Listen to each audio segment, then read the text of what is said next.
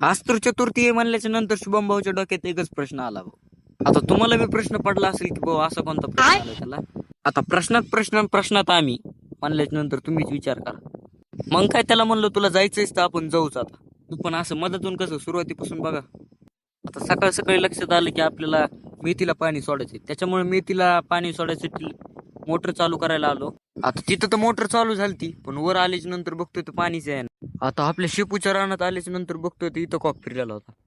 मग तिथला बंद केला आणि आलं भाऊ कस तरी. ते बी काय चला ना नीट. आता तुम्ही म्हणत असताना चलतंय की, पण हे बघा त्याच्यात माशी फसलेली होती. तिला बाहेर काढण्याच्या नादात पूर्ण भिजून गेलो भाऊ. आता आपलं ठरलंच होतं नामलगावला जायचं, त्याच्यामुळे चावी घेतली आणि निघालो नामलगावला. तशी ती वेगळी गोष्ट आहे बरं का, मी नव्हतो गाडीचा. आता काय शुभम भाऊच्या हातात गाडी मानल्याच्या नंतर विशेष. आम्ही तिथे गेल्याच्या नंतर दर्शन घेतले की नाही, पण इकडे नदीकडे आलो. जिथे एक नाही 3 नद्याचा संगम. एवढंच माहित होतं भाऊ मला, तेवढं सांगितलं मी तुम्हाला.